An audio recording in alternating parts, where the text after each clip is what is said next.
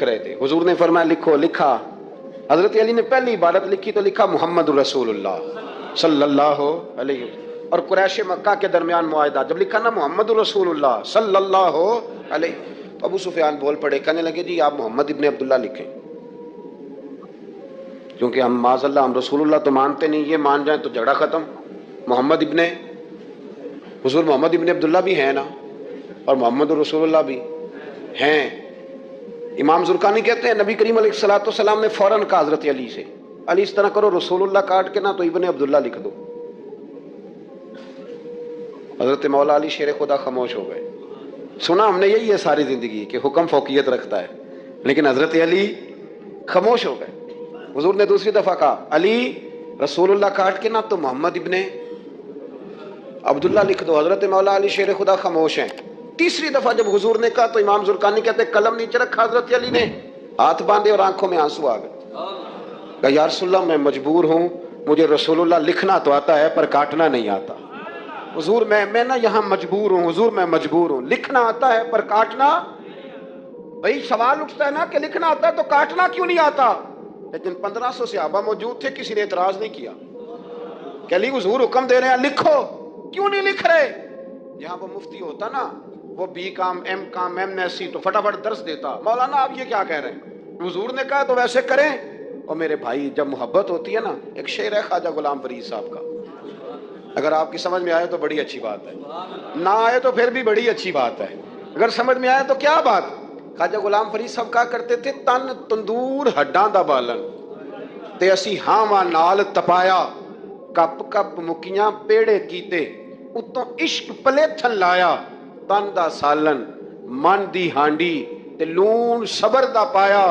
Ghulam Farida وے میں ساری تیری، تینوں اجے یقین نہیں آیا. غلام فریدا وے میں ساری تیری، تینوں اجے یقین نہیں آیا. حضرت مولا علی شیر خدا رضی اللہ تعالیٰ عنہ کہنے لگے حضور کاٹا؟ بولیے کاٹا؟ پتہ نہیں یا رسول اللہ لکھا ہوتا ہے تو لوگ کیسے کاٹ لیتے ہیں. یا رسول اللہ لکھا ہوتا ہے کاٹ دیتے ہیں. کیسے کاٹ دیتے ہیں خدا بہتر جانے. مولا علی سے تو نہیں کاٹا گیا. حضرت علی شیر خدا فرمانے لگے نہیں کاٹا جاتا. میرے امام احمد بن حنبل رحمۃ اللہ علیہ بازار گئے تو غلام خرید کے لائے. آپ نے فرمایا تیرا نام کیا ہے؟ تو وہ کہنے لگا حضور غلاموں کا نام نہیں ہوتا، آپ کسی کو بھی آواز دیں گے تو میں سمجھوں گا مجھے ہی بلا رہے ہیں. آپ فرمانے لگے تو کھائے گا کیا؟ کہنے لگا حضور غلاموں کے نخرے نہیں ہوتے، جو ٹکڑا بچ گیا نہ ڈال دینا، چپ کر کے کھا جاؤں گا. فرمایا یہ حجرے ہیں کو کمرہ پسند کر لے. کہنے لگا حضور غلاموں کے نخرے نہیں ہوتے، آپ جہاں اشارہ کریں گے میں سو جاؤں گا. امام صاحب فرماتے ہیں مجھے وجد ہو گیا، میں تو رونے لگا. میں نے کہا اٹھو یار سینے سے لگ، تو غلام بننے کے قابل تو نہیں، تو آقا بننے کے قابل ہے. بابا بلے شاہ صاحب رحمۃ اللہ علیہ نے تبصرہ کیا اس موضوع پر. بابا صاحب کہتے ہیں کہ ایک لقمہ ڈالتے ہو کتے کو، کتا ہمارا غلام ہوتا ہے نا، ہم مالک ہوتے ہیں اس کے. ایک لقمہ ڈالتے ہو اور دوسرا لقمہ وہ مانگے نا دوسری روٹی تو جوتے مارتے ہو. خود رات کو پنکھے کے نیچے سوتے ہو، وہ بیچارہ ساری رات پہرا دیتا ہے اور سویرے جا کے کسی درخت کے نیچے رخ کے نیچے سو جاتا ہے. آپ فرماتے ہیں کہ جس کا تو مالک ہے تو اپنا احسان دیکھ اور اس کی نوکری دیکھ، اور جو تیرا مالک ہے اس کا احسان دیکھ اور اپنی ڈیوٹی دیکھ. خود تو بہانے کیا کہتے ہیں بابا صاحب کہتے ہیں راتی جاگیں تے شیخ صداویں تے راتی جاگ دے کتے، تیتھوں اتے مالک دا در مول نہ چھڑ دے، پاویں مارو 100 جتے. تیتھوں اتے ایک برکی دا قدر پچھانن، پاویں مالک ہو ون ستے. تیتھوں اتے رکھا سکھا کھا دنے جار رکھاں وچ ستے. تیتھوں اتے اٹھ بلیا چل یار منا لے نہیں تے بازی لے گئے نہیں کتے. اٹھ بلیا چل یار منا لے نہیں تے بازی لے گئے. وہ تو آگے گزر جائیں گے اس طرح، اور تو اشرف المخلوقات ہے. تھوڑا خیال کریں. ایک صحابی تھے حضرت ابو جندل رضی اللہ تعالیٰ. ہماری محبت رسول صلی اللہ علیہ وسلم بحثوں میں رہ گئی. بحثوں اتنے کمزور ہیں ہم کہ آج تک بحث کر رہے ہیں، آج تک کہ حضور پہ درود کون سا پڑھنا چاہیے. خدا کے بندے جس کو محبت ہوتی ہے نا وہ بحث نہیں کرتا، وہ درود پڑھتا ہے. درود و سلام پڑھنے والے کم ہیں، مسئلہ پوچھنے والے زیادہ ہیں. آپ یقین کریں یا رسول اللہ کا نعرہ لگانے والے جوش کے ساتھ وہ تو چند ملتے ہیں علاقے میں، اور اس پر دلائل لینے والا سارا شہر ہے. خدا کا خوف کریں، عمل کریں. دین کو بحث کرنے نہیں آیا کہ ہر موضوع پر بحث کریں، فیس بک پہ اپنی رائے کا اظہار کریں. دین بحث کے لیے نہیں آیا، اسے موضوع بحث نہ بناؤ. یہ عمل کرنے کے لیے، اس پر عمل کریں۔ حضرت ابو جندل رضی اللہ تعالیٰ عنہ حضور حدیبیہ تک تشریف لائے نبی کریم علیہ السلام۔ ادھر سے حضرت ابو جندل جو تھے یہ وہ دلیر صحابی تھے کہ ان کے والد نے انہیں زنجیروں سے باندھا ہوا تھا، ہاتھ میں بھی زنجیریں تھیں، پیروں میں بھی زنجیریں تھیں، اور ان کا باپ روز ڈنڈوں سے مارتا تھا۔ انہیں پتہ چل گیا کہ نبی پاک صلی اللہ علیہ وسلم یہ حدیبیہ تک آ گئے۔ حضرت ابو جندل کمرے میں قید تھے، باپ اور بھائی نے قید کیا ہوا تھا۔ انہوں نے نا اپنا سر مار مار کے نا کھڑکی کو تو کھڑکی توڑی۔ ڈاکٹر احمد عبد الرزاق نے سیرت النبویہ میں لکھا ہے کھڑکی توڑ کے باہر آئے، دیگر کتابوں میں بھی ہے یہ روایت۔ باہر آئے نا جب تو حضرت مولا علی شیر خدا فرماتے ہیں ہم نے نا حدیبیہ کی شرائط لکھ لی تھی، ان شرائط میں ایک شرط یہ تھی کہ مکے سے جو شخص آئے گا حضور ساتھ نہیں لے جائیں گے، اور وہاں بھی جائے گا تو پناہ نہیں دیں گے، اور اگر مدینے کا کو وہاں چلا گیا تو وہ واپس نہیں کریں گے۔ اس وقت تو یہ شرط بڑی کمزور لگتی تھی، پر سب سے زیادہ فائدہ اسی شرط نے اسلام کو عطا فرمایا، اس لیے کہ جو آدمی مکے سے آتا تھا اسے پتا تھا مدینے تو حضور کے پاس رہ نہیں سکتا، حضور نے وعدہ کر لیا، مکے واپس جا نہیں سکتے تھے، وہ کسی تیسرے شہر میں جا کے بیٹھتا تھا، تو صحابی جب تیسرے شہر میں بیٹھتے تھے تو سارے کا سارا شہر ہی مسلمان ہو جاتا۔ اس شرط کی برکت سے کئی شہروں تک دین پھیل گیا۔ حضرت ابو جندل قید تھے، ان کے والد نے بھائی نے قید کیا ہوا تھا، یہ کھڑکی توڑ کر کے آئے۔ میرے دوستو جب حدیبیہ میں پہنچے تو حضرت علی کہتے ہیں جس رستے سے یہ چل کے آئے تھے، چونکہ پیروں میں زنجیریں تھیں تو جہاں سے چل کے آ رہے تھے خون بہتا آ رہا تھا، خون بہتا آ رہا تھا۔ فرماتے ہیں آ کے حضور کے سامنے کھڑے ہوئے تو بڑے درد سے روئے، بڑے درد سے، یا رسول اللہ مجھے چھوڑ کے نہ جائیے گا، میرا باپ ڈنڈوں سے مارتا ہے، تو مجھے بتا باپ کبھی ایسے چھوڑ کے چلا جائے اور مرشد چھوڑ کے چلا جائے تو کچھ چیز باقی رہتی ہے، لیکن عشق جب سچا ہوتا ہے تو میں شروع میں کہہ چکا پھر محبوب پہ غصہ نہیں آتا، پھر کوئی بات ایسی نہیں ہوتی جو دل میں رہ جائے۔ میرے کریم رسول صلی اللہ تعالی علیہ وسلم کے سامنے درد سے روئے، یا رسول اللہ چھوڑ کے نہ جائیے گا، حضور یہ دیکھیں میرا باپ مجھے ڈنڈوں سے مارتا ہے۔ حضرت علی کہتے ہیں کہ چونکہ معاہدہ طے ہو گیا تھا، ابھی دستخط نہیں ہوئے تھے، ہمارا دل کر رہا تھا کہ حضور اجازت دیں تو ہم ان کافروں کے پرخچے بکھیر دیں، اتنا بھی کوئی ظلم کرتا ہے۔ لیکن کہتے ہیں حضور اٹھے، حضرت ابو جندل کا سر محبوب نے اپنے کندھے پہ رکھا، جناب ابو جندل بھی کھل کے روئے، ایک باری میریاں اکھیاں چوں انہاں نے اتھرو پونجے سن، ہن تے چسکا پہ گیا رونے دا تے ہر ویلے آہو زاری دا۔ کہتے ہیں کھل کے روئے حضرت ابو جندل کہ حضور مجھے چھوڑ کے نہ جائیے گا۔ جب وہ رو رہے تھے تو ابو سفیان اٹھے، کہا آپ نے وعدہ کر لیا لے جا نہیں سکتے۔ ایک صحابی نے کہا بھی تو دستخط نہیں ہوئے، کہا نہیں پھر ہم توڑتے ہیں معاہدہ۔ سننا بات، غور کرنا، عقل کہاں تک انسان کو پریشان کرتی ہے اور محبت اسے کتنا سلیقہ سکھاتی ہے، کتنی اطاعت اور اتباع سکھاتی ہے۔ نبی کریم علیہ السلام نے نا حضرت ابو جندل کو تسلی دی، اور پھر حضور نے تھپکی دے کے نا کندھے پہ فرمایا تیرا تھوڑا سا امتحان رہ گیا ہے۔ دل پہ ہاتھ رکھ کے بتانا کام بڑا مشکل ہے، تیرا تھوڑا سا امتحان رہ گیا ہے۔ جناب ابو جندل کو یہ کہہ کے حضور نے رخ انور پھیرا تو ان کے والد نے گریبان سے پکڑا، کھینچ کے لے گئے اور کہنے لگے ان کے ساتھ تم معاذ اللہ جانا چاہتا تھا جو تجھے لے کے نہیں گئے، ان کے ساتھ۔ جناب ابو جندل نے باپ کا ہاتھ جھٹکا، اٹھ کے کھڑے ہوئے، کہنے لگے زیادہ باتیں نہ کر، میرا تو ایمان پہلے سے زیادہ مضبوط ہو گیا ہے کہ میرا رسول وعدوں کا پکا ہے، میرا تو ایمان پہلے سے مضبوط ہو گیا۔ اور کیا شاندار لفظ لکھے ہیں ڈاکٹر صاحب نے۔ حضرت ابو جندل کہنے لگے ابا آپ تو اس طرح کر، میری یہ زنجیریں کھول دے، ہاتھوں کی بھی کھول دے، پیروں کی بھی کھول دے، اور مجھے بتا میں نے کس کمرے میں قید ہونا ہے، تو بس بتا دے کہاں قید ہونا ہے۔ اب میں تیرا قیدی نہیں ہوں، اب میں محمد عربی کے حکم کا قیدی ہوں۔ جب تک رسول اللہ صلی اللہ علیہ وسلم کا نیا حکم نہیں آتا میں قید میں رہوں گا، اور میں خوشی کے ساتھ رہوں گا۔ جتنے کفار وہاں کھڑے تھے نا، جتنے کھڑے تھے، جتنے حضرت ابو جندل کے والد سمیت، وہ کہتے ہیں ہماری توجہ باقی معاملات سے ہٹ گئی اور جناب ابو جندل کی طرف چلی گئی۔ یہ بھی رنگ ہوتا ہے، یہ بھی وہ کیا کہا تھا میاں صاحب نے؟ میاں صاحب فرمانے لگے کچا رنگ للاری والا جڑا چڑھدا لیندا رہندا، اے عشق تیرے دا رنگ محمد چڑھ جائے پھر نہیں لیندا۔ یہ پکا رنگ ہوتا ہے۔ اپنے آپ کو سمیٹیں، دین کے ساتھ خشک رشتہ بناؤ گے تو لمبا نہیں چلے گا، لمبا نہیں چلے گا۔ جو بوجھ سمجھ کے نماز پڑھتے ہیں نا، وہ تو زور سے عصر تک مسجد کے حجرے میں گپے لگا رہے ہوتے ہیں، عصر کی اذان ہوتی ہے تو کام یاد آ جاتا ہے۔ یہ بہت بڑی سزا ہے۔ ساری زندگی انسان باقی سارے کام دلچسپی سے کرے اور نماز اس پر بوجھ رہے تو اسے توبہ کرنی چاہیے کہ کہاں کوئی ایسی کوتاہی ہے جس کی وجہ سے یہ سارا کچھ ہے۔ میرے بھائی جب محبت ہوتی ہے پھر سجدے بھی طویل ہوتے ہیں۔ جب محبت ہوتی ہے پھر قرآن پاک کی تلاوت کی بھی کثرت ہوتی ہے۔ جب محبت ہوتی ہے سارے کام آسان ہو جاتے ہیں۔ حضور سے محبت کریں، وہ کیسے پیدا ہوگی؟ درود و سلام زیادہ پڑھا کریں، حضور کی نعتیں زیادہ سنا کریں۔ اور نعت کے لیے محفل ضروری نہیں ہوتی، اب تو ٹیپ ریکارڈر پہ بھی نعت مل جاتی ہے۔ رات کو کوشش کریں نعت سن کے سویا کریں، نعت سن کے۔ مجھے ایک سنگی نے کہا ایک دفعہ کہ محبت رسول بچوں میں پیدا کرنی ہو تو کیا طریقہ ہے؟ تو میں نے کہا میں نے تو ایک بزرگ کو دیکھا ہے، میرا خیال ہے اس طرح محبت پیدا ہو ہی جاتی ہے۔ ایک ہے میں تقریر کر رہا ہوں محبت رسول پہ، تو یہ تو کئی دفعہ رٹے رٹائے جملے بھی ہو سکتے ہیں۔ ایک ہے میرے بچوں میں جب محبت رسول پیدا ہوگی تو وہ میرا عمل دیکھیں گے، اس سے محبت کریں گے۔ ایک بزرگ گھر میں لیٹے ہیں، اچانک رونے لگے، بیوی جاگی، بچوں کو جگایا، پتہ کرو۔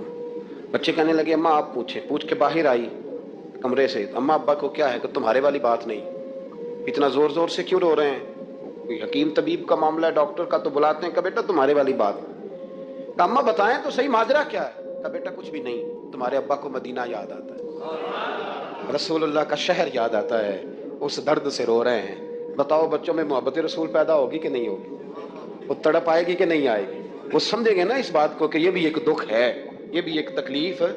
لیکن اگر ابا صرف اسی لیے روئے کہ 10 لاکھ ڈوب گیا ہے، تو اسی لیے روئے کہ وہ سامنے والا پلاٹ نہیں مل رہا، تو پھر بچوں میں محبت نہیں پیدا ہوتی، لالچ ہی پیدا ہوتا ہے۔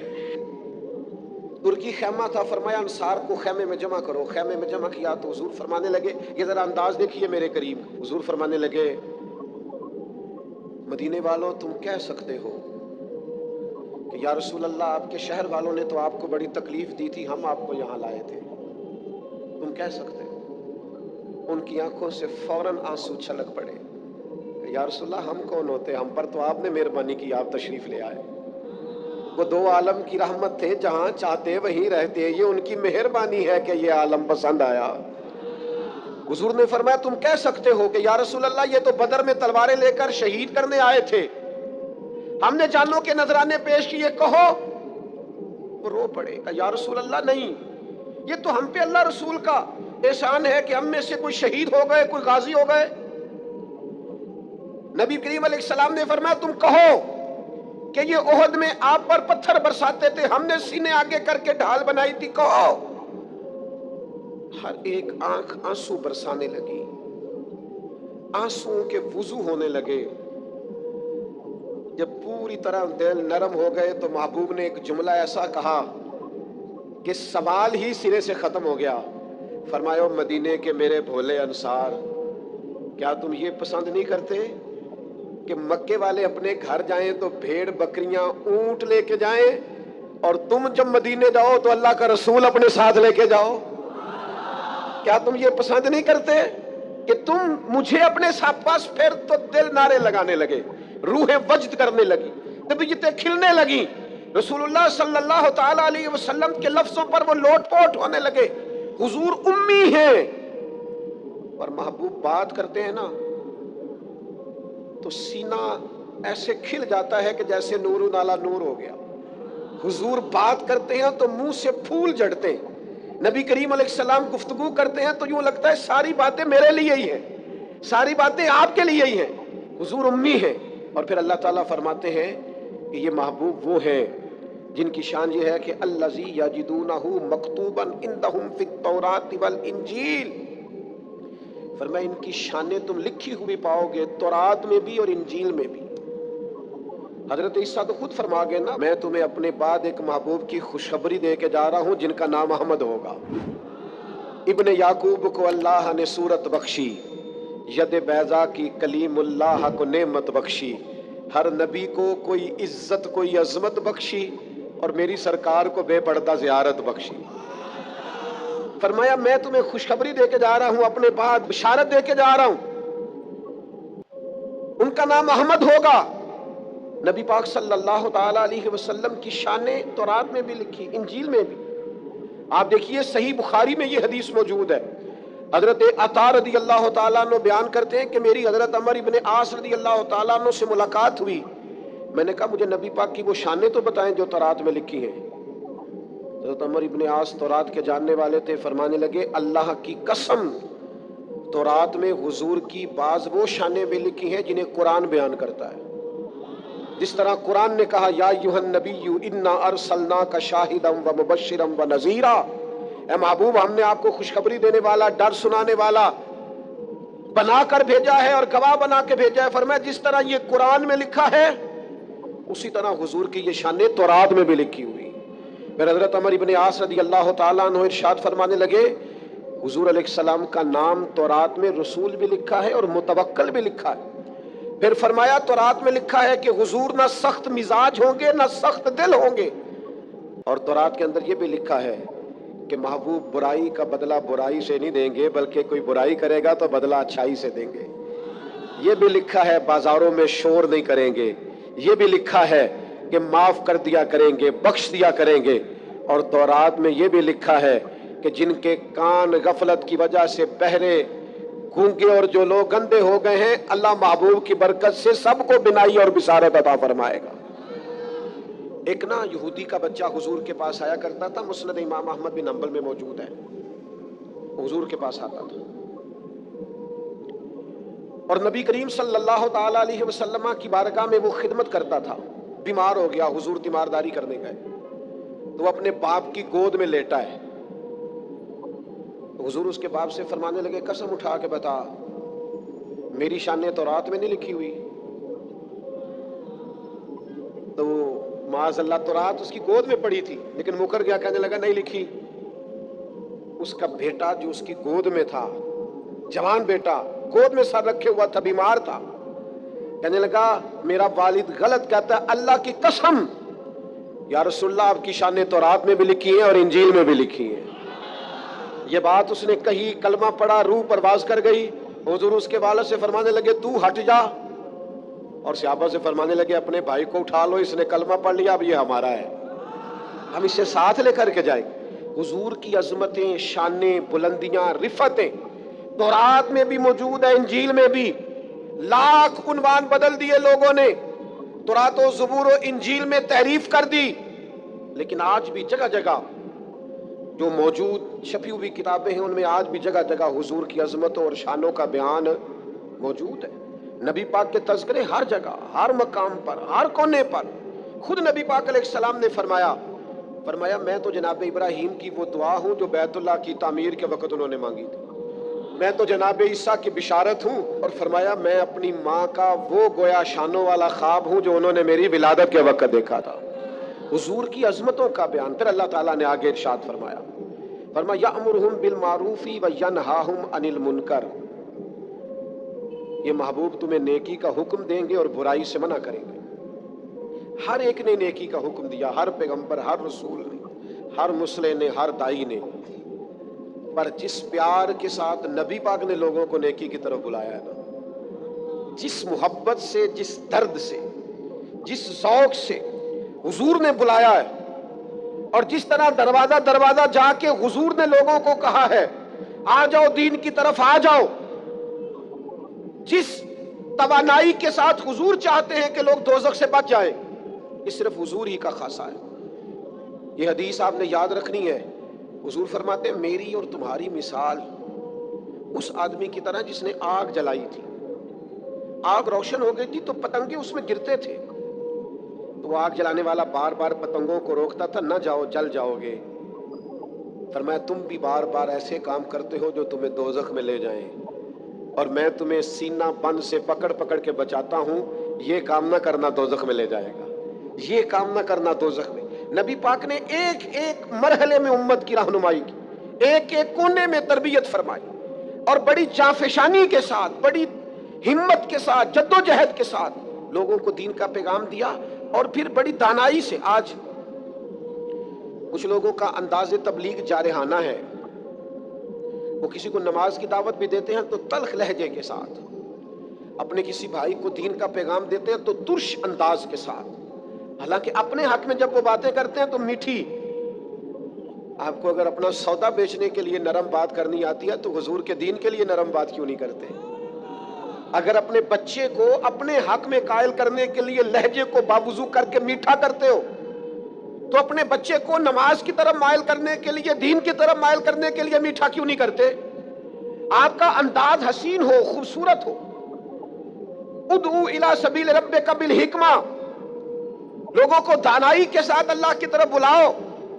और ये जो लोगों ने कहना शुरू कर दिया ना ये सिर्फ उलमा की ड्यूटी है, तो मेरे भाई नबी पाक अलैहिस्सलाम ने तो एक माने में हर उम्मती को मुबल्लिग बनाया है। फरमाया मेरी एक आयत भी किसी तक पहुंची है, एक बात भी तो दीन में ले जाए, फैलाए जाके। एक एक आदमी की जिम्मेदारी है, आज एक एक की जिम्मेदारी है दीन की खिदमत करना, ड्यूटी करना, लोगों को खैर की तरफ बुलाना, भलाई की दावत देना। बड़ा सवाब है मदीना शरीफ में मस्जिद नबवी शरीफ और जन्नतुल बकी में दफन होने का बड़ा अजर है। पर हजरत जाबिर इब्ने अब्दुल्लाह का मज़ार तो कहीं और है, हजरत साद बिन नबी वकास का मज़ार तो कहीं और है, हजरत अबू अयूब अंसारी का मज़ार तो कहीं और है, हजरत अनस बिन मालिक की कब्र तो कहीं और है, मस्जिद नबी में अजान पढ़ने वाले मुअज्जिन जनाब बिलाल हबशी का मज़ार तो शाम में है। मेरे दोस्तों वो तो निकल गए दुनिया में हुजूर का पैगाम लेकर, उन्हें पता था जन्नतुल बकी में दफन होने का बड़ा अजर है। उन्हें ये भी पता था कि हुजूर का असल तो रजा इसमें है कि दीन का पैगाम दिया जाए, निकला जाए। जब ये दर्द लग जाता है ना जिंदगी में, तो फिर इंसान गली गली घूमता है दीन का पैगाम लेकर, नगर नगर जाता है। अदम से लाई है हस्ती में आरज़ू रसूल, कहां कहां लिए फिरती है जुस्तजू रसूल। फिर इंसान बीमारियां नहीं देखता, थकावटें नहीं देखता, घर नहीं देखता, फिर वो अपने आला मकासद के लिए मैदानों में रहता है, जद्दोजहद करता है, कोशिश करता है, हिम्मत करता है। आज उम्मत मुस्लिमा करोड़ों में है, कारोबार को टाइम देते हैं, बच्चों को, दोस्तों को, सेहत को टाइम देते हैं, दीन को क्यों नहीं देते? पैगाम दीन और बड़े खूबसूरत अंदाज में देखिए ना, एक शख्स ने भी आके नबी पाक से दीन की बात पूछी तो हुजूर ने एक बंदे को भी बताई है, और 100 ने आके पूछी तो हुजूर ने 100 को भी बताई। पैगाम दीन दानाई से, तदब्बुर से। और फिर आगे इरशाद फरमाया, अल्लाह ताला ने फरमाया जो पाक चीजें हैं वो महबूब तुम पर हलाल करते हैं, और जो गंदी चीजें हैं वो महबूब तुम पर हराम करते। ये भी याद रखना। नबी पाक अलैहिस्सलाम ने फरमाया क़यामत के करीब एक बंदा टेक लगा के तकिए से बैठ जाएगा और कहेगा हलाल वही है जिसे कुरान ने हलाल कहा, और हराम वही है जिसे कुरान ने हराम कहा। खुद हुजूर फरमाते फरमाया जिसे अल्लाह के रसूल हलाल कर दे वो भी हलाल है, और जिसे हुजूर हराम कहे वो भी हराम है। नबी करीम अलैहिस्सलाम को अल्लाह ने शारे बनाया है, शारे। हुजूर इख्तियार रखते हैं, जो चाहे। एक शख्स ने आके कहा या रसूल अल्लाह 2 ही नमाजें पढ़ूंगा, अगर इजाजत हो तो कलमा पढ़ूं। दुनिया का कोई मुफ्ती, कोई मुहद्दिस, कोई मुज्तहिद किसी को एक सजदे की भी रुखसत नहीं दे सकता कि चल तो एक सजदा कम कर लेना फर्ज नमाज में, एक सजदे की भी छुट्टी नहीं। उसने कहा या रसूल अल्लाह मैं 2 ही पढ़ूंगा, पढ़ू कलमा? हुजूर ने फरमाया आ जा, तुझे 3 नमाजों की छुट्टी मैं देता हूं, तू आ जा। वुसअतें दी हैं खुदा ने दामने महबूब को। फाज़िल बरेलवी कहते हैं ऐसे ही नहीं, वुसअतें दी हैं खुदा ने दामने महबूब को। कयामत में हमारे जुर्म खुलते जाएंगे पर वो छुपाते जाएंगे। अल्लाह ने वुसअत वाला दामन बनाया है। तो फरमाया जो पाक चीजें हैं महबूब तुम पर हलाल। और सुनो मेरे यारो, जिसे हुजूर ने हलाल किया है वही पाक है, और जिसे महबूब ने हराम किया है वो खबीस है, गंदी है। कुरान कहता है गंदी है। सुनो, हुजूर हलाल करेंगे पाकीज़ा चीजें, हराम करेंगे गंदी चीजें। नबी पाक ने तिजारत को हलाल किया तो तिजारत का रिस्क पाक है, सूद को हराम किया तो सूद गंदा है। दूध पाक है, तैयब है, शहद पाक है, तैयब है, शराब गंदी है, नापाक है। याद रखना, जिसे मुस्तफा ने नापाक कर दिया वो कभी पाक हो सकती, जिसे रसूलुल्लाह सल्लल्लाहु अलैहि वसल्लम पाक कहे वो कभी नापाक हो सकता। याद रखो, वही चीजें पाक हैं जिन्हें मेरे करीम ने पाक किया, और वही लोग पाक हैं जो हुजूर के दरवाजे के करीब रहे। अबू बकर सिद्दीक भी पाक, उमर भी पाक, उस्मान भी पाक, अली भी पाक, हसन भी पाक, हुसैन भी पाक, अज़वाज मुतहरात भी पाक, चारों शहजादियां भी, हर सहाबी भी पाक, और हुजूर के खानदान का एक एक बच्चा भी पाक। मेरे अजीज, हुजूर अलैहिस्सलाम जो चीजें नबी पाक, आप कोई भी हलाल चीज खाएंगे वही आपके लिए फायदा मंद है। हराम चीज कभी इस्तेमाल करोगे वो गंदगी पैदा करे। फिर آگے ارشاد فرمایا قرآن مجید نے، فرمایا وَيَضَعُ عَنْهُمْ إِصْرَهُمْ وَالْأَغْلَالَ الَّتِي كَانَتْ عَلَيْهِمْ، فرمایا جو ان کے اوپر بوجھ ہیں اور ان کے گلوں میں جو توق پڑے ہیں، محبوب وہ سارے توق اتار دیں گے۔ گلے میں پھندے پڑے ہوئے تھے بنی اسرائیل کے، رات کو جو گناہ کرتے تھے سویرے دروازے پہ لکھا ہوا ہوتا تھا، اور یہاں تک کہ انہیں بعض گناہوں کی معافی کے لیے، قتل کی معافی کے لیے قتل ہونا پڑتا تھا، دیت کی کوئی گنجائش نہیں، معافی کی کوئی گنجائش، قصاص ہی قصاص ہے صرف۔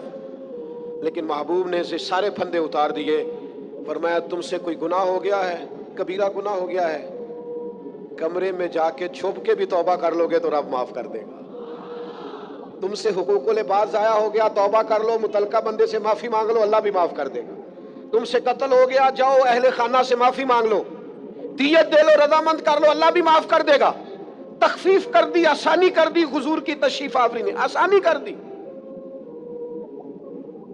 ایک شخص سے گناہ ہو گیا، حد لگ گئی ان پر، اور وہ انتقال کر گئے، سیاستہ میں موجود ہے۔ بعض لوگوں نے کہا اس نے کتنا بڑا جرم کیا ہے، نبی پاک علیہ السلام نے فرمایا چپ کرو، تم نے جرم دیکھا، توبہ نہیں دیکھی؟ یا رسول اللہ جرم کیا ہے، حد جاری ہوئی ہے، وہ اس حد کی وجہ سے انتقال کر گئے۔ محبوب فرمانے لگے تم مردہ بھائی کا گوشت کھا رہے ہو اور وہ جنت کی نہروں میں غوطے لگا رہا ہے۔ یعنی یہاں توبہ کرنے والوں کو وہ معیار ملا، وہ معیار کہ جو دروازہ رسول پہ آ کے توبہ کر لے، حضور خوشخبری دیتے ہیں گناہ گار بڑا تھا، لیکن چونکہ یہاں آ کے توبہ کی ہے تو محبوب کا کرم برسا ہے، جنت میں بتاتے ہیں وہ جنت کی نہروں میں غوطے لگا رہا ہے۔ اور پھر اللہ نے آسانی کر دی، فرمایا وَلَوْ أَنَّهُمْ إِذْ ظَلَمُوا أَنفُسَهُمْ جَاءُوكَ، محبوب اگر یہ اپنی جان پر ظلم کر لینا تو تیری بارگاہ میں آ جائے، پھر یہاں آ کے اللہ سے معافی مانگے، محبوب بھی ان کی سفارش کر دیں تو اللہ کو معاف کرنے والا پائیں گے، توبہ قبول کرنے والا پائیں گے۔ گویا مجرم ہو تو منہ اشکوں سے دھوتے ہوئے آؤ، آؤ در تواب پہ روتے ہوئے آؤ۔ قرآن میں موجود ہے توبہ کا طریقہ، پر سرکار کی دہلیز سے ہوتے ہوئے آؤ۔ آہاں سرکار کی دہلیز سے چلے نہ ایمان دو قدم بھی اگر تیرا ہم سفر نہ ٹھہرے، اور تیرا حوالہ دیا نہ جائے تو زندگی معتبر نہ ٹھہرے۔ لبوں پہ ایاک نستعین ہے اور اس حقیقت پر بھی یقین ہے، اگر تیرے واسطے سے مانگوں کوئی دعا بے اثر نہ ٹھہرے۔ میرے عزیز یاد رکھیں، ارشاد فرمایا کہ تم پر جو بوجھ ہیں، جو پچھلی امتوں کے سخت احکام ہیں، وہ سخت احکام محبوب آسان کر دیں گے۔ نبی پاک علیہ السلام نے ہمیں جو دین دیا ہے وہ آسان دین دیا ہے، اور حضور علیہ السلام آسانی کو پسند کرتے۔ کسی بھی قبیلے کو، کسی جگہ قافلے کو حضور روانہ کرتے تو فرماتے خوشخبریاں دینا، وہاں جا کے خوشخبریاں دینا، اور فرماتے لوگوں کو امید دلانا، لوگوں کو مایوس نہ کرنا۔ ہمارے ملک میں آج کتنے لوگ ہیں جو مایوس کرتے ہیں، بری خبریں دیتے ہیں، لوگوں کے ذہنوں کے اندر ہر وقت مایوسی پھیلاتے ہیں۔ حضور نے آسان اور خوبصورت دین ہمیں دیا ہے، ایسا دین جو ایک ایک بات قابل عمل ہے، جس پر عمل کیا جا سکتا ہے۔ عزیز دوستو، آسان دین۔ ایک شخص نے صرف نماز لمبی پڑھائی تھی، بہت لمبی نماز پڑھا دی۔ حضور کی بارگاہ میں جا کے لوگوں نے کہا یا رسول اللہ یہ بہت لمبی نماز پڑھاتے ہیں، صحیح حدیث میں موجود ہے۔ تو اللہ کے محبوب ناراض ہوئے، فرمایا میں لوگوں کو دین کے قریب کرتا ہوں اور آپ یہ کیا کرتے ہیں؟ آسان کر کے آپ، دین کی تعلیمات تو ساری آسان ہے، آپ آسان تعلیمات کو کیوں؟ بعض لوگ مشقت پیدا کرتے ہیں اور مشکل میں ڈالتے ہیں۔ نبی پاک علیہ السلام نے فرمایا عبادت کے معاملے میں بھی، نفل عبادت کے معاملے میں بھی اپنے آپ کو آسانی دو، فرمایا جتنی دیر طبیعت اجازت دے نفل پڑھو، پھر آرام کرو، تمہارے وجود کا تم پر حق ہے، تمہاری آنکھ کا بھی تم پر حق ہے، تمہارے اہل خانہ کا بھی تم پر حق ہے۔ تو بھائی حضور علیہ السلام نے وہ مشکل احکام جو پچھلی امتوں کے تھے وہ اس امت کے لیے آسان کر دیے۔ اب کسی کے دروازے پر نہیں لکھا جاتا وہ کتنا گناہگار ہے، بڑے بڑے جرم ہوتے ہیں، بڑی بڑی خطائیں ہوتی ہیں، پر اللہ فضل کرتا ہے، بندے معافی مانگتے ہیں، اللہ اپنے بندوں کی پردہ پوشی فرماتا ہے۔ اللہ کر، اور میں نے پہلے بھی کہا تھا پھر کہتا ہوں، قیامت والے دن بھی پردہ رہ جانا ہے انشاءاللہ تعالی، پردہ رہ جانا ہے، حضور کے صدقے کرم ہوگا۔ نبی پاک علیہ السلام فرماتے ہیں اللہ بندے پر رحمت کی چادر ڈال کے فرمائے گا یہ گناہ کیا تھا، یہ غلطی کی تھی، یہ خطا ہوئی تھی، تو بندہ عرض کرے گا مولا ہوئی تھی، اور ڈرے گا یہ تو میرے گناہ کھلنے لگے. تو رب کریم فرمائے گا دنیا میں بھی تیرا پردہ رکھا تھا، اب بھی تیرا پردہ ہی رکھوں گا. تو حضور فرماتے ہیں فوراً جب اسے اس کی چھوٹی چھوٹی گناہوں پر اجر دیا جائے گا، نیکیوں میں بدلا جائے گا، تو کہے گا یا اللہ میں نے تو بڑے بڑے بھی کیے، اس پر بھی کوئی اجر کا سوال ہی ہوگا. تو قیامت میں بھی پردہ رہ جائے گا. اللہ تعالیٰ نے آگے ارشاد فرمایا فَالَّذِينَ آمَنُوا بِهِ، وہ لوگ جو میرے محبوب پر ایمان لائیں. حضور کی ہر بات سچی ہے، ہر فرمان سچا ہے. صدق کے دل سے ظاہراً باطناً نبی پاک کی لائی ہوئی ہر بات پر ایمان رکھنا یہ امتی کا کمال بھی ہے اور امتی کے لیے ضروری بھی. اپنے دل کی گہرائیوں سے ہر اس بات پر یقین کر لیں جو حضور نے فرمائی، یقین کامل کے ساتھ ایمان رکھیں. حضرت مولا علی شیر خدا رضی اللہ تعالیٰ عنہ ایک دفعہ بیمار ہو گئے تھے. مسند احمد بن حنبل میں موجود ہے. تو بعض صحابہ تیمارداری کرنے گئے تو جناب شیر خدا کی اس نکاحت کو دیکھ کر پریشان ہو گئے. تو حضرت علی فرمانے لگے فکر نہ کرو، مجھے کچھ بھی نہیں ہوگا، اس بیماری سے میں ٹھیک ہو جاؤں گا. کہا آپ کو اتنا یقین کس طرح ہے؟ تو حضرت علی فرمانے لگے مجھے نبی پاک علیہ السلام نے فرمایا تھا علی آپ اس وقت دنیا سے جائیں گے جب آپ کی داڑھی خون سے رنگین ہوگی. معنی کیا ہے؟ مجھ پر حملہ ہوگا، مجھے شہید کیا جائے گا. ساڈے نبی دی زبان ساڈے واسطے قرآن، جو دن کو کہہ دیا دن ہے تو دن نکل آیا، اور جو شب کو کہہ دیا شب ہے تو رات ہو کے رہی. اور خدا نے ان کی زبان کو وہ اختیار دیا، جو نکلی منہ سے ان کے وہ بات ہو کے رہی. اور میرے اعلیٰ حضرت فرماتے ہیں وہ زبان جس کو سب کن کی کنجی کہیں، اس کی نافذ حکومت پہ لاکھوں سلام. حضور کے ہر فرمان پر یقین کامل رکھیں.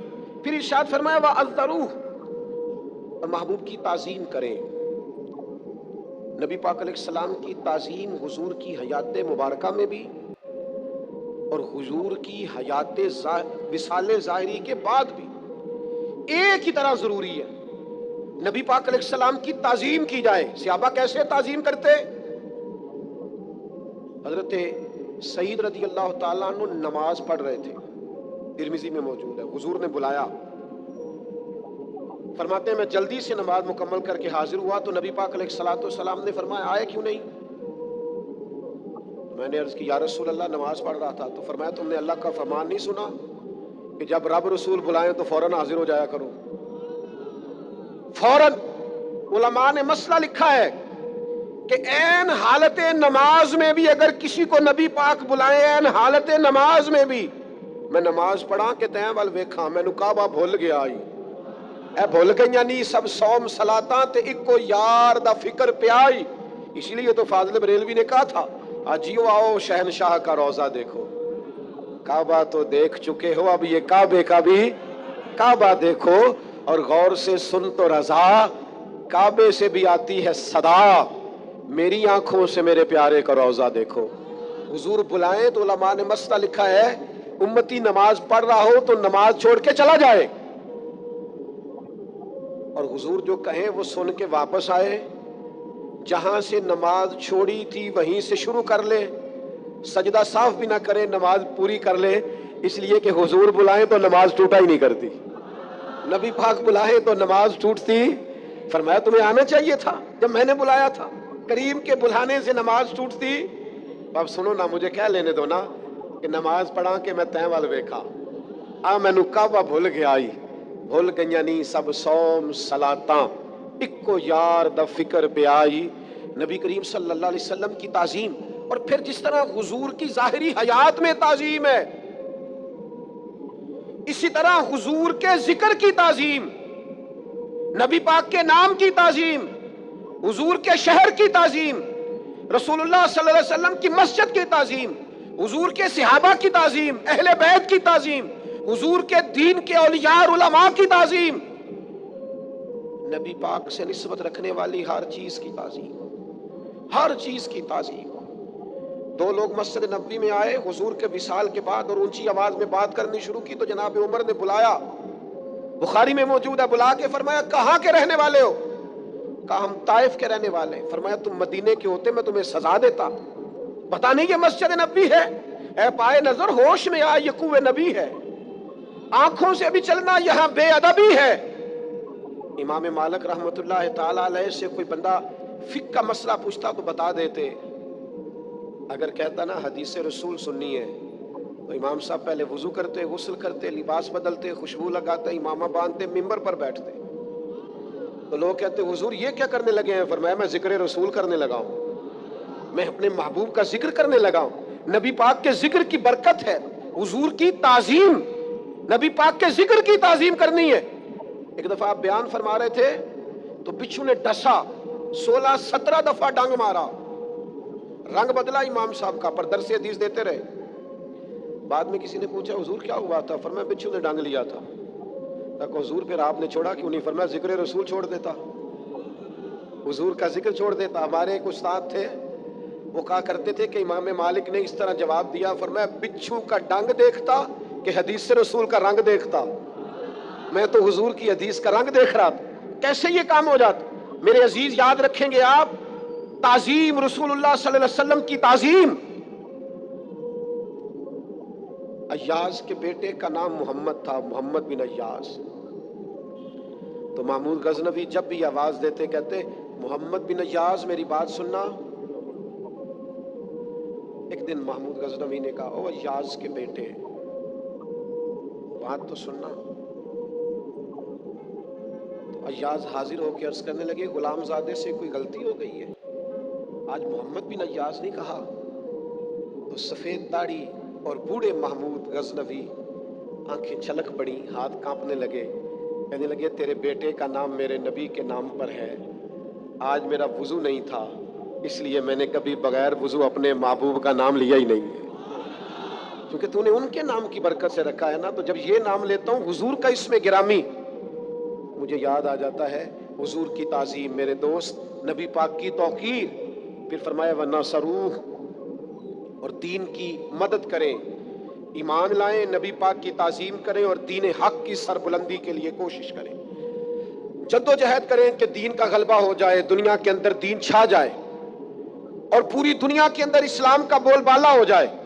ये मुसलमान की जिम्मेदारियां इस आयत ने बयान की। फिर फरमाया वत्तबउन नूरल्लज़ी उनज़िला माहू, और उस नूर की पैरवी करें जो नबी पाक के साथ नाजिल हुआ। वो नूर क्या है? वो कुरान मजीद है। हुजूर कुरान लेके आए, नबी पाक ने कुरान मजीद सिखाया। युअल्लिमुहुमुल किताब वल हिकमा, किताब सिखाई और हिकमत सिखाई। नबी पाक ने हर जगह उम्मत को कुरान की बात बताई, कुरान का दर्स दिया। उम्मत को चाहिए कुरान के साथ जुड़ जाए, कुरान मजीद के साथ वाबस्ता हो जाए। आपकी खिदमत में अर्ज करूंगा, हर रोज एक रुकू तर्जुमा और तफसीर के साथ कुरान मजीद को पढ़ें, कुरान मजीद के साथ अपनी दिलचस्पियां पैदा करें। हमारे एक बुजुर्ग थे, कुरान की ज़ियारत करके रोते थे।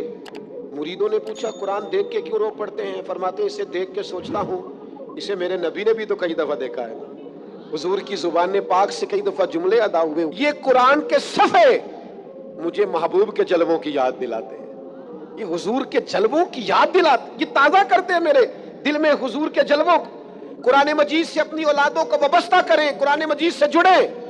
फरमाया अगर तुम ईमान लाओगे, ताजीम करोगे, दीन की मदद करोगे, कुरान की पैरवी करोगे तो उलाइका हुमुल मुफलिहून, ये काम करोगे तो कामयाबियां मिलेंगी। दोस्तों, इतना बड़ा हजारों का मजमा है, इस मजमे में बुजुर्ग हैं, बेटे हैं, बहनें हैं, पर्दे में एक वसी आप लोग जमात के साथ यहाँ मौजूद हैं। मेरा दर्द दिल जाया ना करना खुदारा। हमने ना सिर्फ दीन को मनाना नहीं है भाई, दीन को अपनाना भी है। हमारा सारा कुछ हमारे नबी पाक सल्लल्लाहु ताला अलैहि वसल्लम की ज़ाते वाला सिफात से वाबस्ता है। हमने सिर्फ मनाना नहीं, अपनाना भी है। उस अपनाने के लिए अपने आप को तैयार करें। बेटे की शादी हो तब भी, कारोबार करें तब भी, रिश्तेदारी करें तब भी, आप दुनिया के किसी कोने में चले जाएं तब भी, डिग्री कोई भी ले लें तब भी, एक बात अपने जहन में बिठा लें कि मेरा तो सब कुछ मेरा नबी है। किसी शोबे से वाबस्ता हो जाएं, कोई काम करें, लेकिन हमारा सारा कुछ नबी पाक अलैहिस्सलाम की ज़ात है। स्याहियां मुझ में, दाग मुझ में, चले उसी के चराग मुझ में, असासाए कल्ब व जां वही है, मेरा तो सब कुछ मेरा नबी है, मेरे गुनाहों पे उसका पर्दा, वो मेरा इमरोज मेरा फरदा, ज़मीर पर हाशिए उसी के, शऊर भी उसका वज़ा करदा, वो मेरा ईमा मेरा तयक्कुन, वो मेरा पैमानाए तमद्दुन, वो मेरा मेयार जिंदगी है। बोल के कहिए, मेरा तो सब कुछ है, मेरा तो सब कुछ है, वो मेरी मंजिल भी हम सफर भी, वो सामने भी पसे नजर भी, वही मुझे दूर से पुकारे, उसी की परछाई रूह पर भी, वो रंग मेरा वो मेरी खुशबू, मैं उसकी मुट्ठी का एक जुगनू, वो मेरे अंदर की रोशनी है। मेरा तो सब कुछ मेरा नबी है, अजल के चेहरे पे नूर उसका, ज़हूर आलम ज़हूर उसका, खुद उसकी आवाज गुफ्ताए हक, खुद उसकी तन्हाई तूर उसका, बहुत से आली मकाम आए पर खुदा के बाद उसका नाम आए, वो अव्वली है वो आखिरी है। मेरा तो सब कुछ मेरा नबी है।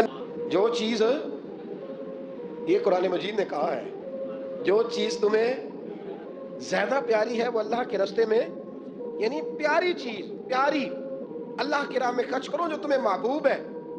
हजरत अब्दुल्ला इब्न उमर फरमाते हैं कि मैं बैठा था जब ये आयत नाजिल हुई तो एक सहाबी आए, अर्ज करने लगे, हुजूर मेरा बाग है और या रसूल अल्लाह मैंने बस मुझे प्यार हो गया इस जमीन से, मैंने सजाया है, मैंने संवारा है, मैंने हाथों में रंबा पकड़कर कुदाल पकड़कर मैंने इसकी आबियारी की है हुजूर, मैं अपने हाथों से पत्ते काटता रहा हूँ, जड़ी बूटियां तलफ करता रहा हूँ हुजूर, दुनिया देखने आती है मेरा बाग।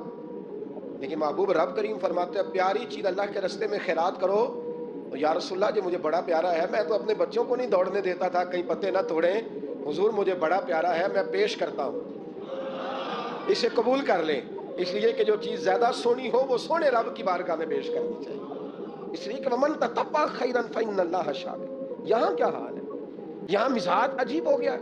जब आपका वो मिजाज नहीं रहेगा, वो अंदाज नहीं रहेगा, वो करम नहीं रहेगा। मुझे बड़ी अच्छी बात याद है, हजरत शेख मोहिउद्दीन इब्न अरबी रहमतुल्लाह अलैह के हालात में पढ़ रहा था, बड़ा बचपन का ज़माना था, तो मैं पढ़ते पढ़ते किताब उस्तादों के पास ले गया। मैंने कहा उस्ताद जी ये मुझे कुछ समझ नहीं आ रही, बुजुर्ग क्या लिख गए? तो कहने लगे इसको बंद कर, मैं तुम्हें बताता हूँ। मैंने कहा हुजूर क्या फरमाने लगे? वो बताना ये चाह रहे हैं कि अगर तुम जवानी के सोने लम्हात, खूबसूरत जुमले, खूबसूरत वक्त अल्लाह के रास्ते में दे दोगे ना तो रब तुम्हें वफादार दोस्त अता फरमाएगा। अगर तुम अपने किरदार को खूबसूरत रखोगे, मैला कुचैला गदला नहीं होने दोगे तो रब तुम्हें शानदार औलाद अता फरमाएगा। और अगर तुम अपना वकार किरदार के लिहाज से ऊंचा रखोगे तो अल्लाह किरदार वाली बीवी अता करे। मतलब सामने से मुतालबा ना कर, तू देख तूने उसके रास्ते में क्या दिया है। ओ भाई सीधी सी बात है, लोग कहते हैं भाई जितना दोगे उतना ही मिलेगा ना, कि जितना गुड़ पावांगे जी, अल्लाह के रास्ते में जिस प्यार से पहुंचोगे रब भी उस शान से अता फरमाएगा। लेकिन हमारा स्टेटस ये है कि अल्लाह के रास्ते में जब कोई चीज पेश करनी है तो वो अगर तो कोई रह गई, कोई बच गई। कई दफा बच्चा लोग अपना लेके आते हैं, कहते हैं हजरत साहब ना स्कूल पढ़ता है ना कोई काम सीखता है, इसे हाफिज बना दे।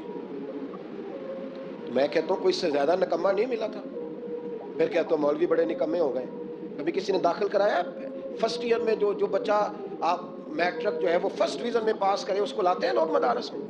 नहीं लाते। मिजाज नहीं हमारा, तबीयत नहीं, इस बात को समझते नहीं। जो बच्चा नेक हो, परहेजगार हो, मुस्बत सोच वाला हो उसे लाए दीन में। जो बच्चा बड़ा आला क्वालिटी बेहतरीन नंबर हासिल करे उसे लाए, फिर देखें दीन आपको शानदार मुजाहिद अता करे। लेकिन यहाँ माहौल ये है कि जो कहीं नहीं चलता उसको मदरसे ले आओ, ठीक है, फिर वो 5-6 साल मदरसे की रोटी शोटी खाता है, रहता है। इस तरह की सूरतें याद होती हैं, कर लेता है, और कुछ ना बनेगा तो मस्जिद तो चलाएगा ही ना। आपने जब जो जिस तरह का आप बीज बोएंगे फल भी आपको उसी तरह का मिलेगा। अल्लाह के रास्ते में जब नेकी करें तो खुश दिली से करें, खूबसूरती से करें, प्यार से करें, प्रेम से करें, अच्छे तरीके से करें, म्यारी तरीके से करें। खबरदार आपका कोई वो अंदाज नहीं होना चाहिए कि आप कहें कि बस ठीक है पढ़ लेंगे नमाज, बस जैसे भी था गुजारा हो जाएगा, जिस तरह भी वो टखना खुश है हो गया जी, वुजू अल्लाह जी कबूल करने वाला है। तो ये तो आप यूं लग रहा है बड़े परेशान है नमाज पढ़ते वक्त, तो ऐसे थोड़ी नमाज होगी। खुश दिली के साथ, अच्छे तरीके, मीठे तरीके से। मेरे रसूल करीम अलैहिस्सलाम ने मोमिन की बात की, मोमिन की शान बयान की, फरमाया मेरा मोमिन वो होता है मस्जिद से निकल तो जाता है, वजूद उसका मस्जिद से खारिज हो गया, निकल गया, لیکن قریب رسول فرماتے ہیں دل اس کا مسجد کے ساتھ جڑا رہتا ہے، اس کی طبیعت مسجد سے جڑی رہتی ہے، اس لیے کہ اس کا اپنے رب سے رشتہ ہے۔ حالانکہ نماز ہو گئی، حالانکہ فرض ہو گئے، حالانکہ وقت گزر گیا، جماعت ہو چکی، لیکن اس کی طبیعت مسجد کے ساتھ جڑی ہوئی ہے۔ نیکی کریں خوش دلی کے ساتھ، کچھ نفل پڑھیں، کچھ عبادتیں کریں، کچھ راتیں مخصوص کریں، کچھ عبادتیں زیادہ کریں، کچھ اپنے اندر چیزیں پیدا کریں۔ میرے نبی کریم علیہ السلام پسند نہیں کرتے تھے، حضور فرماتے تھے کہ یہ کیا بات ہوئی کہ انسان ساری رات ہی سویا رہے، حضور پسند نہیں کرتے تھے، بلکہ بڑے مشکل کام کر کر کے نبی کریم آتے تو حضور کبھی کبھی اٹھتے، کہتے عائشہ میرا دل کر رہا ہے میں اپنے رب کو راضی کر دوں۔ حضور اٹھتے مصلی بچھاتے۔ یار عجیب بات ہے نا کہ رات کو میری جی آنکھ نہیں لگ رہی تھی تو میں نے ٹی وی لگا لیا، اور پھر اچانک میری خبر میری آنکھوں کے سامنے آئی کہ وہ جناب یہ ہو گیا، تو سویرے تبصرہ ہو رہا ہے۔ کاش اللہ کرے جمعے کا دن ہے، دعا کر رہا ہوں کہ رات کو جب آنکھ کھلے دل نہ لگے تو سویرے اٹھ کے کوئی بتائے کہ رات دل نہیں لگ رہا تھا تو میں نے وضو کر کے قرآن کھول لیا، میں نے وضو کیا اور میں نے مصلی بچھا لیا، میرا دل نہیں لگ رہا تھا، میں اٹھا، تسبیح پکڑی، خوشبو لگائی، کپڑے بدلے، مصلی پہ بیٹھا، مدینے کے جانب منہ کیا اور مدینے والے رسول پہ درود و سلام پڑھنا شروع کر دیا۔ اللہ کرے نا یہ بھی ذوق ہو، اللہ کرے نا یہ بھی طبیعت ہو، اللہ کرے یہ بھی ماحول بنے، اللہ کرے۔ مجھے ایک سنگی نے سویرے سویرے بتایا، صبح لو جی آپ بڑی تنقید کر رہے تھے کہ وہ سائی وال والے بچوں کے پاس ابھی تک کوئی نہیں گیا، وہ وزیر اعظم صاحب نے مل لیا انہیں، آپ نے دیکھی ہے خبر؟ تو میں نے کہا اصل میں نا ہمارا مزاج بن گیا ہے بھیڑ بکریاں بننے کا، جب کوئی بھیڑ بکری بنتا ہے تو پھر انہیں نگران نہیں ملتے، چرواہے ملتے ہیں۔ میری باتیں سخت ہیں پر چلو کوئی حرج نہیں، میں خود کر رہا ہوں نا، چرواہے ملتے ہیں۔ جب قوم بھیڑ بکریاں بنتی ہے تو چرواہے، نیوزی لینڈ کی وزیر اعظم حملہ ہوا تو وہ خود گئی، ایک دفعہ نہیں کئی دفعہ گئی، لوگوں کے گھروں میں گئی۔ آج تک کبھی زندگی میں ایسا ہوا ہے کہ کسی کے بچے مر جائیں، باپ مر جائے، ماں مر جائے اور بچوں کو بلا کے کہا جائے اور تم سے تعزیت کرنی ہے؟ پاگلوں کی قوم ہے، کوئی پوچھنے والا نہیں۔ وہ یتیم بچے، میری عمر، میرے اپنے بچے اب بڑے ہو رہے ہیں، لیکن میں اس عمر میں بھی کبھی ابا کی کمی محسوس کروں تو رات کو سو نہیں پاتا، نہیں نیند آتی، وہ کبھی کبھی یاد آتے ہیں، چہرہ ان کا جھریوں بھرا کبھی سامنے آتا ہے تو نہیں نیند آتی، کبھی کبھی دل کرتا ہے کچھ باتیں ایسی ہیں جو صرف ان سے ہو سکتی ہیں اور کس سے کروں۔ کبھی کبھی طبیعت چاہتی ہے، کبھی کبھی کہ اماں جی اپنا میلا دوپٹہ پیچھے کر کے کہیں کہ ادھر لیٹ نہ، میں تیرے سر میں تھوڑا تیل لگاؤں، کبھی کبھی دل کرتا ہے۔ تو جن کے ماں باپ گولیوں سے بھون دیے جائیں، ان کو کہا جائے بچوں کو کہ آؤ تم سے تعزیت کرنی ہے، آؤ، یہ سٹیٹس ہے، یہ معیار ہے حکمرانوں کا، یہ معیار ہے، یہ وہ لوگ ہیں جن کو منتخب کرتے ہو، یہ لوگ ہیں۔ نہ ادھر ادھر کی تو بات کر، یہ بتا کہ قافلہ کیوں لٹا، مجھے راہزنوں سے غرض نہیں، تیری راہبری کا سوال ہے۔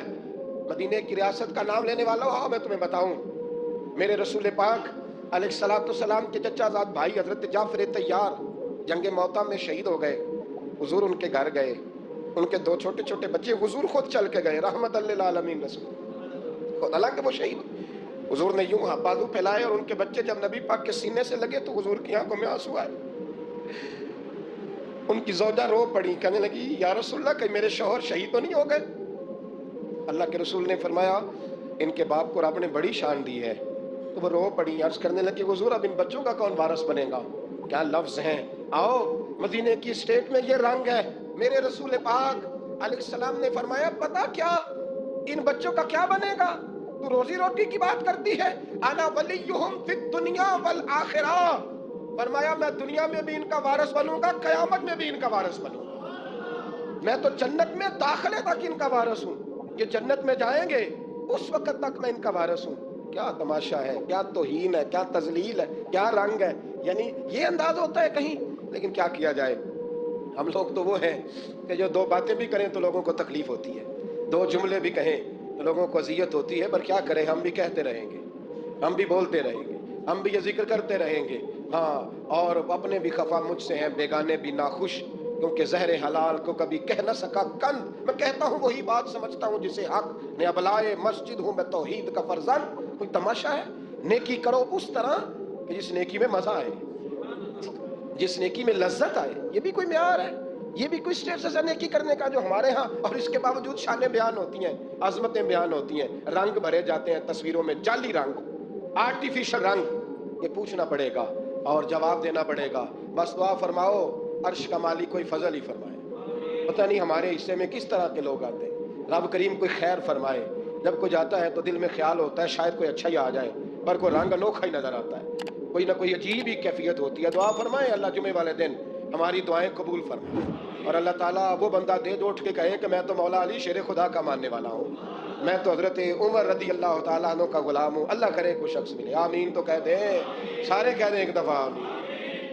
فرمایا ومن تطوع خیرا, اگر تم نیکی کرو گے اپنی خوشی کے ساتھ, فإن اللہ شاکر علیم, تو بے شک پھر تم اللہ کو قدر کرنے والا پاؤ گے, ہماری قدر ہوگی.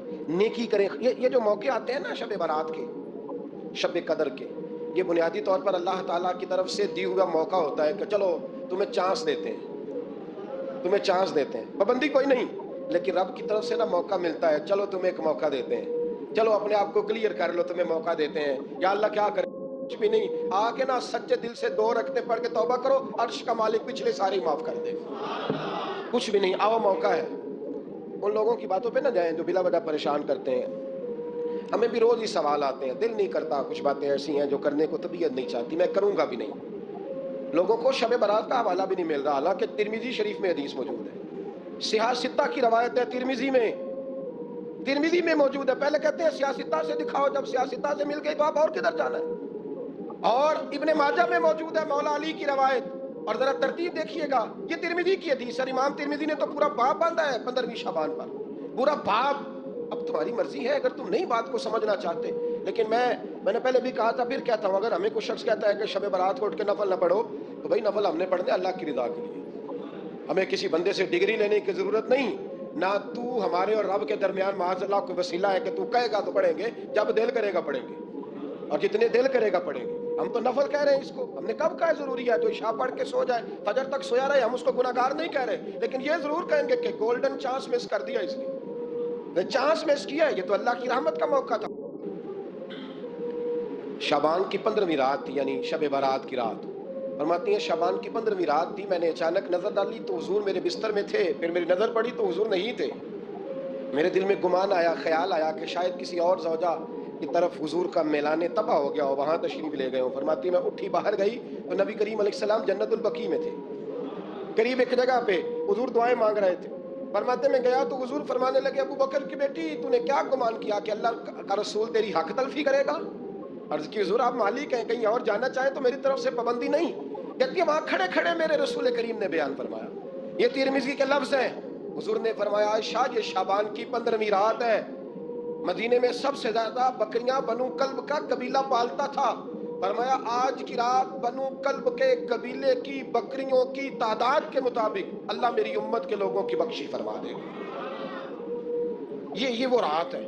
جناب عائشہ صدیقہ رضی اللہ تعالیٰ عنہ نے بات رات کو سنی تنہائی میں نبی پاک سے, رات کو تنہائی میں حضور سے سنی. سویرے جناب عائشہ نے کل امت کو بتائی. اگر یہ بات اہمیت والی نہ ہوتی تو بی بی صاحب آگے روایت کرتی, یہ کتابوں میں آتی, یہ لوگوں کو بتاتی.